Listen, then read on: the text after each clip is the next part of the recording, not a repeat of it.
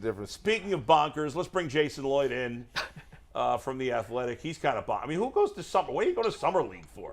Who gives a crap about summer league? What do you? That's the first question, Jason. Did you sleep last night? Jay Lloyd. I'm like, I haven't been to bed yet. Yeah, I know. Steve says Jason's on remote. I'm like, where's he on remote? What is he doing? He's going to summer league. I mean, there's got to be some other reason you're out there. You're going to see strippers or hookers or something. I don't know. I already wrote that story. Hey, tell him don't start that. You trying to get out the car situation. That's true. He's His adding wife's to the still fire. mad. Stop playing. Hey, Jason, have you seen? Right? I know the Retired NBA Players Association is having their convention out there this week. Have you seen a bunch of those guys running around here in Vegas? No, I never left the pool yesterday, so I haven't seen anyone See, that's what I'm yet. saying. He living the life. Tough assignment. Oh my God. Well, Jason, We got meetings today at The Athletic. That's why I'm here. We got company-wide meetings all day today. There's a big dinner tonight, and I will make it over. Cavs play today, 5 o'clock, I think it is Eastern, 2 o'clock here, so I'll make it over there and watch a little bit of their game. Nobody really cares. You know, Evan Mobley's not playing his brother. Evan's not on the team. Abaji's here, but I mean, Summer League. See, this is what happens when I'm on remote. There you go. Summer League is just an excuse for everyone to come to Vegas and get drunk for a couple days. The entire NBA just descends on this place. Fair enough. At least you're honest about it. Before we get back with Jason, go ahead, Anthony. Give us a read here. Yeah, as always, whenever we bring a guest in, it's brought to you by Gridiron Guys Construction. Looking for a local roofer you can trust? Family owned since 2003. The Gridiron Guys have grown to become Northeast Ohio's top-rated roofer. We exemplify work practices, are a valued resource for homeowners, and offer 10-year workmanship warranty. Call 330-573-7967 today for a free estimate of roof inspection. Gridiron guys.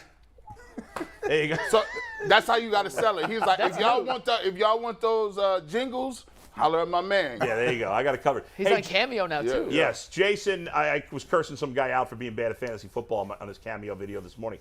Hey, Jason, before we get to the exciting summer league that you're covering, let's get to your column. You wrote a great column. Did it come out this morning or last night? I can't remember exactly. I actually wrote it on the plane yesterday. Okay, it came out yesterday. Well, I read it this morning, and it was very eye-opening. Some of the Baker. So Jason wrote a column, obviously, about Baker and the Browns and what happened, and in this column, you talk about a meeting that this I did not know. To me, this is news. That Stefanski missed, that he was supposed to be in like the team meeting, going over the game after the Patriot debacle, I believe. And Baker was ticked, but Stefanski was dealing with Myles Garrett, who had kind of thrown the coaches under the bus after that game a little bit. And then Stefanski, like, as you said, be careful what you wish for, because Stefanski was all in after that. And was that, in your mind, when the fraying of this relationship really started to take hold? Yeah, it's funny, like that one nugget really kind of took off a little bit yesterday, and I guess I should have known better. It surprised me a little bit, but it's any sort of blood in the water now. Everyone's looking for any sort of chum to chew on. And I don't think that there was one thing. In fact, I wrote that. It's really kind of hard to pinpoint where this all sort of deteriorated. That was just one example of something that occurred, and Myles came out after the New England game and said there was no adjustments. And, I don't really think it was that big of a deal. I think Kevin just sort of pulled him aside and said, careful what you say to the media, that sort of thing. But the timing of it, he did miss a meeting with Baker, and Baker was kind of annoyed by it. He felt like if you're the play caller, you need to be in every meeting, which is a fair point. But obviously Kevin had something pretty pressing to deal with. And so then Kevin, it's my understanding, Kevin was sort of careful what you wish for, and really sort of shined a light on the things that Baker could do to get better. I don't know that necessarily that is what fractured the relationship. I just think it was a combination of a lot of things. The shoulder injury certainly plays a role in this. But I think we've made way too big of a deal over the shoulder injury. I've said that for a long time. Yes, it was significant, but quarterbacks, football players have to play hurt and play through things all the time. And this is just another example of that. The larger point to me that I put in there, and I'd written this before, is his fourth quarter stats, which we talked about when I was on the set last week. They're awful. I think he was 59th in the NFL in fourth quarters throughout his career. That's not the shoulder. That's his career. And last year the numbers were terrible in the fourth quarter. In week 1, Kansas City, he throws the pick. And I was talking to people in the building then and said, like, that's on 6. Like, he was phenomenal in the Chiefs game for 3.5 quarters. But when you really needed him, where was he?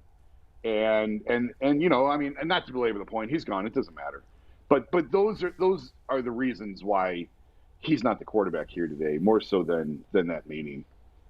Jason, do you feel like the meeting would have blown up in the capacity it did if Stefanski was meeting with someone else other than Myles Garrett? Because there is that kind of rumor out there that Garrett and Baker may not have loved each other so much, you know?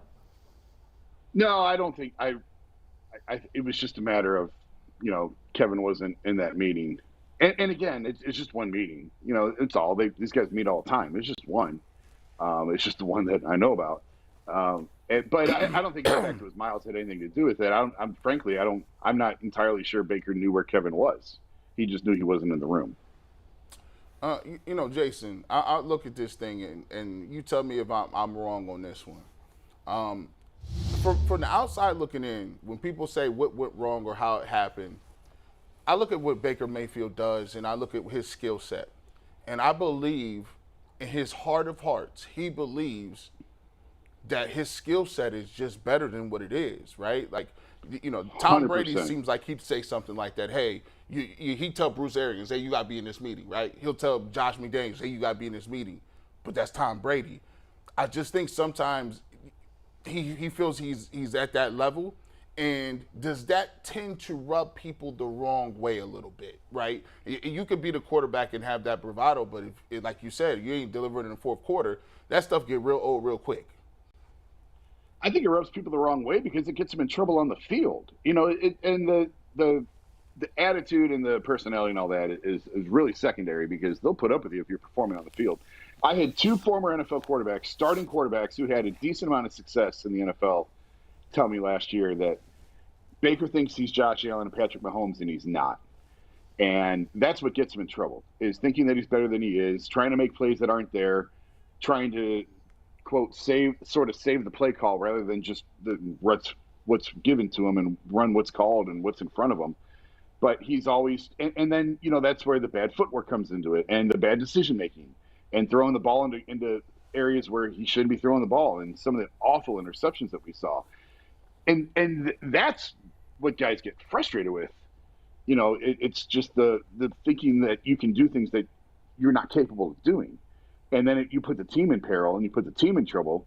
And then you act the way that he does and behave sort of the way he does. That's what I think aggravates people. And you know, like, you know, some of the things that his wife posted on social media, I know that didn't sit well in the locker room. And whether it was intended or not, whether she meant for it to come off the way that it did or not, you know, that aggravated some people. So there's a lot. This is complicated and messy. It's not a simple cut and dried, this happened and then this happened and now they hate each other because of that. Like, it's a lot more complicated than that. The contract plays a role in this.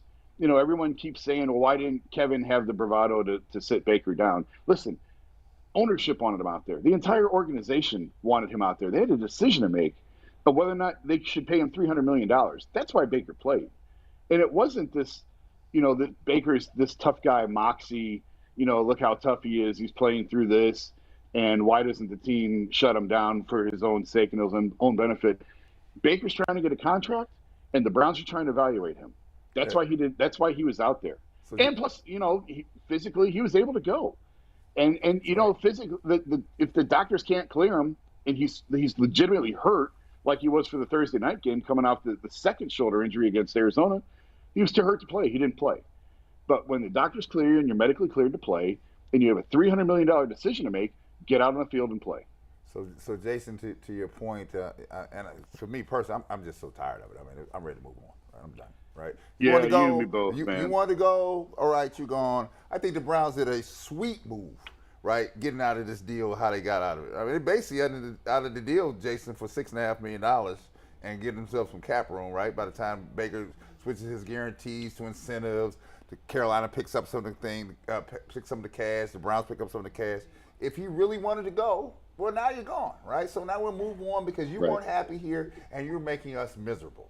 There are half the people in the locker room that were miserable, right? So Move on. Take your storm cloud with you, right? Take it to Carolina and let's see if it works out for you in Charlotte, right?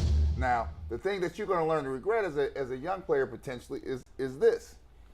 The Browns have a kitchen cabinet full of good groceries. Good groceries. Fresh produce. Now, let me know what it looks like when you go to a place that has no groceries or very limited groceries. You're like, man, it didn't work like that in Cleveland. So I sit up here and say this, Jason.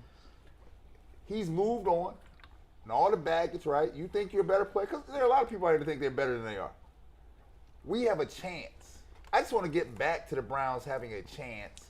And now that we have at least one portion of the equations resolved, let's get to the other portion of the equation, which are Deshaun Watson, Jacoby Brissett, who's going to be available, and how healthy we can stay if our main guy is down for a number of weeks.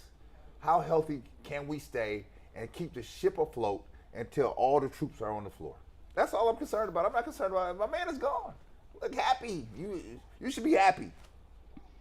But I'm going to see some tweets. I know I'm going to see some tweets because I guarantee you this. It's not going to take long for him to get to Carolina and something sideways come out of his mouth. No doubt. No doubt. I mean, what coach has he liked that he's had his career? Think about it. Lincoln Riley, he liked Lincoln. Probably because Lincoln let him do whatever he wanted at Oklahoma. But what other coach? He went to war with Cliff Kingsbury. He went to war with Gary Patterson, who never even coached him. And Baker didn't like Gary because he wouldn't recruit him at TCU, according to Baker. And he didn't like Hugh, which I'll give a pass on that one because I would side with anybody over Hugh Jackson in any argument. You're against Hugh? Okay, yeah, you win. But aside from that, I mean, the Freddie Kitchens, if you liked him or not, I can't really speak to that. There was the whole clip of him calling Freddie an idiot or something, and it looked like it was in jest. But turns out he was right. Freddie is not capable of being a head coach. But there's just a pattern here of Baker's behavior and going to war with coaches. And from that perspective, if you want to talk about the instability that he had when he was in Cleveland, which is fair, 4 head coaches in his first 3 years, 4 coordinators. He did not have much stability here throughout his time here. He's not really going to get it in Carolina either. He's walking into another situation where a coach is on the hot seat and coaching for his job. So there's still more instability. Who knows how long he's going to be in Carolina. If I'm Baker, I'd rather have wound up in Seattle than Carolina. I think Seattle was a little bit more stable of a situation than what's going on where he's walking into now. It's just as turbulent there as it was, his first couple of years here. Jason, real quick, you think the Browns sent him there on purpose? No, because they got to play in week 1. I don't. Carolina's roster is not that. It's not terrible. Jason knows how it works in this league. They will send you places sometime to punish you, right? They will. Oh, for sure. Yes, they will. That was my argument when Kyrie said he asked for a trade. I'm like, go send him to Sacramento. You don't like winning? Right. You don't like playing with LeBron? You don't like playing for championships? Here, go sit out in Sacramento or Detroit and see what it's like living on the other side. And for sure that happens. Who was the linebacker that the Browns got from the Patriots a few years ago? Oh man, I forgot his name. He wanted a contract from the Patriots. Belichick. Jamie Collins. Right. Why do you think Bill Belichick traded him to Cleveland? That's exactly what you're talking about, Brad. You don't want my money. You don't like playing for the Patriots. You don't like playing for championships. Here, go live in Cleveland for a while. See what you think about being on the other side. That for sure happens. I don't think that was the case here. I think the Browns were just looking for an empty chair, an off ramp, and where they could, just anywhere that they could dump them. Jason, let's talk about if now that Baker's gone and that's out of the equation. If Deshaun Watson is suspended again, we feel like everything's going in the momentum of the suspension won't be the whole season. But if he is still suspended for the whole season, if that happens, do they go Garoppolo? Yesterday I mentioned Cam Newton, even though he's been terrible the last couple of years. Do they just stick with Brissett for a whole season? What do you think? What do you want them to do? What do you think they will do if he is suspended for the season? It's so hard to say. They went and signed Jacoby Brissett with the understanding he was going to have to play some football games, but I don't think they signed Jacoby Brissett with the understanding he was going to have to play the whole season, and that's a big difference. There's a big difference in get us through the first 6 games, get us through the first 8 games, and okay, you got to take us to the playoffs and win us the Super Bowl because Deshaun's not going to be here. So I personally, I don't think I know that they've never really been high on Jimmy G. For whatever reason, he's just never. They just haven't been that enthralled with him. I think you have to look at him if this is a year-long thing, because this is a team built to win right now. And with Myles and with Nick Chubb, the contract clocks are running, and Jadeveon Clowney came back here for a chance to win. And I'm not saying you got to make a quarterback change because of Jadeveon Clowney, but all the factors thrown in, you're trying to compete for a Super Bowl right now. This team is ready to win, and I don't see realistically how you can win with Jacoby Brissett. So I would not do Cam Newton. I think he's done. I think he's cooked. But I would look long and hard at Jimmy. If the shoulder's right, I think you have to look long and hard at that, see what the price is, and see if that can be a 1-year stopgap for you. What about Ryan Fitzpatrick? Hasn't played in the year. Last time we saw him, 13 touchdowns. He's in the booth. He's fresh. Didn't play last year. He's got the healthy arm, and he already knows every playbook in the NFL because he's been around for 7 decades and played for 27 of the 30 teams. Newton, actually. I'd take him over Cam Newton. I would too, but is he really that much better than Jacoby Brissett? Probably not. Yeah, I don't think he is. Brissett's 14 and 23 in his career as a starter, though. I think we're all maybe the Browns aren't overhyping him, but I think Browns fans selling themselves on Brissett being a backup quarterback, a capable starter for a full season. You're going to be disappointed. Yeah. He's the guy who the more he plays, the more he's going to get exposed. That's right. So if you can get him in short bursts of 4 games, 6 games, 8 games, whatever, I think Jacoby can hold serve for this team and get them to 3-3 through the first 6 weeks. I think that's realistic. And is Ryan Fitzpatrick that much better than Jacoby Brissett? I don't think he is. The Browns don't think he is, or they would have signed him. Yeah. They would, when they needed a backup quarterback to Deshaun, knowing he was going to miss some games. If the Browns thought Ryan was better, they would have just gone out and signed him. So clearly, they like Jacoby better than Fitzpatrick. I think the only move to make is Jimmy.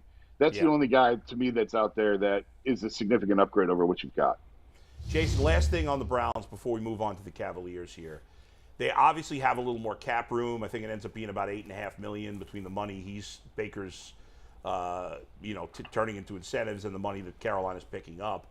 Do you expect them now? If the opposite kind of happens, especially if Watson is not suspended for the whole season, to be maybe more aggressive than they've been on either a veteran defensive tackle like an Ndamukong Suh or a veteran wide receiver like a Will Fuller?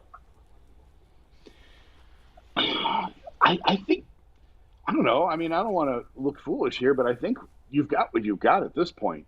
I know that there's some names out there and there's some guys out there, and I suppose if the money's right, maybe you take a look at them. But I sort of think this is who they're rolling with, and this is who they're going to take into camp, and this is their team. This is, I just think, especially a guy like Will Fuller who has ties to Deshaun. If they wanted him, he'd have been here by now. And I don't. If he's not here now, I don't see what would cause them to change their minds on that. Jason, we switching gears to the Cavs. We got some good stuff to talk about here. Obviously, Darius Garland gets the super bag. I mean, this is the go-yard bag, the Louis Vuitton, the Gucci, the Hermes. Authentic. The authentic leather joint, the duffel. You walk into the airport, you playing for somebody. He's buying even a fancier car than Jason just got. Oh, what do you mean? What you mean? What you mean? He's sitting in the Phantom. But let's talk about this relationship with Colin Sexton. I said it when it happened. I said, man, Rich Paul is representing both of them young fellas, and for a dude in the prime of his career to see his teammate. Now, I think they both great guys, but there has to be something in Colin Sexton that says, man, he just got that level of money. Is it something that you look at it and say, well, is Colin going to be like, I ain't taking 16. I at least need 20, 21, 22. And can they coincide if one of them has the contract and Colin don't have it yet? Yeah, I think, so there's a lot there. And I guess let's start with the agent thing. And, I think, that you're onto something there with the fact that Colin fired his agent. He went through last year, didn't get a contract extension from the Cavs, entering restricted free agency now. It's no coincidence that that's when Colin fires his agent and hires Rich Paul, who has turned into one of the most influential, powerful agents in the NBA. And Colin's looking for the money. And I'm not sure he's going to get it. I don't think he's going to get the number he wants, but I think he feels rightfully so that Rich is better aligned to get him that number than Austin, his old agent, who he moved on from during the season. But I don't think the Cavs are going to overextend on him. There was a time where I thought they were. There was a time, and I was really hard on Colin for a number of years, and the Cavs for putting him in the sort of positions that they were putting him in. I didn't think he was suited to be that. They were positioning him as the face of the franchise, and he was not that. And that's just not his game. He's never going to be that.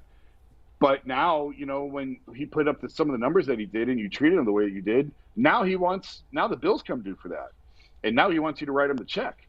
And I'm not sure they're gonna go into the $20 million range for him. He's got a clearly defined role on this team, and it's really not as a starting two guard next to Darius anymore. And for everything that I've written about Colin, he is a good guy. And to the extent that we know these guys, I always pause and, you never know what guys are like behind closed doors. You try not to make blanket statements like that. But he's handled everything thrown at him well. He has had a lot of adversity when you've got people like me saying some of the things that I've said and written about him, and other people in the media have said and written about him. And he always just keeps his mouth closed and comes to work and works hard. And when they first brought these guys in, I said, well, clearly nobody learns from their mistakes, because Kyrie and Dion wanted to strangle each other after about a year together. And here we go all over again. And everyone up and down the organization has said, this is not that. These guys are not that. It's completely different personalities. They really are cool with each other. And I think, Colin, of course, Colin wants his bag, but I think he's thrilled for Darius to get the contract that he got as well. So let me ask you about the bag here, right? Because there's a pathway for Colin Sexton here. And I'm cognizant of the heat that players get. Jason, I spend my time in Chicago. There's enough daggers being thrown at me in Chicago, right? So I understand how it goes. Yeah. You learn to let it roll off your back like water as you matriculate through this league. Let me say this to you. There's a bag for him, but it really comes as a person who can provide me punch off the bench. But if you can 100%. accept that role, you can thrive in it. You may not be the $200 million man, but you're going to be well taken care of in this league. And I tell you, for longevity, for a guy his size, I just looked at what John Wall got over his last 4 years. Wow. John Wall's played like 40 games, and he's got a bag of like $200 million. Less games, more money. Yeah. And so there's an avenue for a guy like Colin Sexton. I don't know, though, mentally, is he equipped to accept a role like that off the bench? Because give me 18, 19 off the bench. You will have a longevity in this league for life. But bringing a guy like Colin Sexton off the bench, Jason, I think makes the Cavaliers better. And I said this the other day on the air. Now, you probably I don't know how you think about this, but I need a guy that I can count on to go to and give me punch too. And there's not many of those guys floating around. I said a guy like, the Lakers are going to let Melo go, right? And I don't care. I don't need Melo to be a 100% guy. I just need a guy that can give me some points. Because when we got to the play-in last year, there was nobody who could give you any production when guys got shut down. Right. So if I can combine players like that together, I think that the Cavaliers have a better chance. Yeah, I agree with I think all that. I don't know about Carmelo as a fit here. They do need shooting. That's sort of the reason Agbaji's here. They just need guys who can shoot. And there were moments last year where, and I said this. I think I said this on the show, and I've certainly written it, said it on other airwaves that there were times last year where everything broke down, and Colin could really help that team if he was healthy. Like, you could go get him a bucket when they really need a bucket, and there is a role for that. And to his credit, he was already sort of evolving into this role. He was still starting last year, but before he got hurt, his usage was way down. They weren't running things through him as much anymore, and he seemed to accept it. And, the organization feels like he wants to be here, which is important, because most of the time you got to hold people at gunpoint to get him to sign in Cleveland. Like, that's just I'm from here. I love it here. I'll die here. But the reality is, if you grew up elsewhere, you don't want to be here. And so to find people who want to stay in Cleveland and want to be in Cleveland, it's hard. And that's part of the reason they gave Kevin the contract that he did, because he told him he wanted to be here. And Colin wants to be here. So that counts for something, but that cannot account for $8 million on top of what you really should be paid. And that's where the struggle. I think it's going to be more money than role.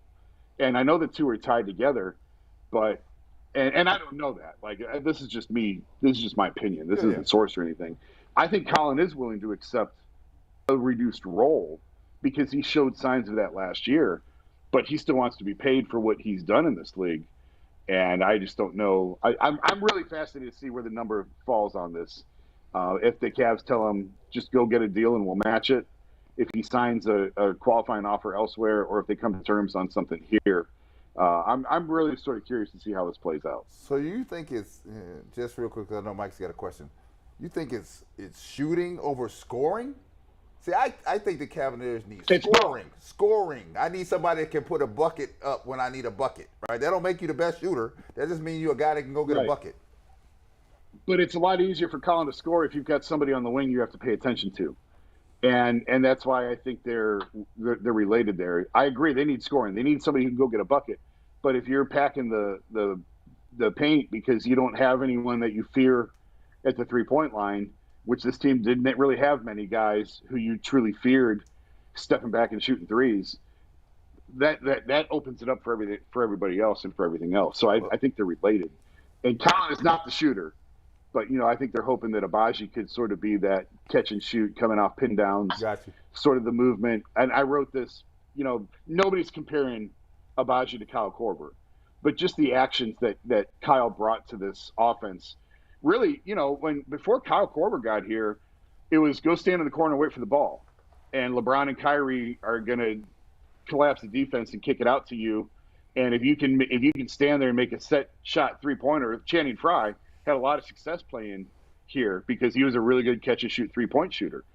And I think that they're sort of hoping that and then so I guess my point was then when Kyle Korver got here, he brought a lot of actions that they didn't really coming off screens and movement to get to your spot that really didn't exist.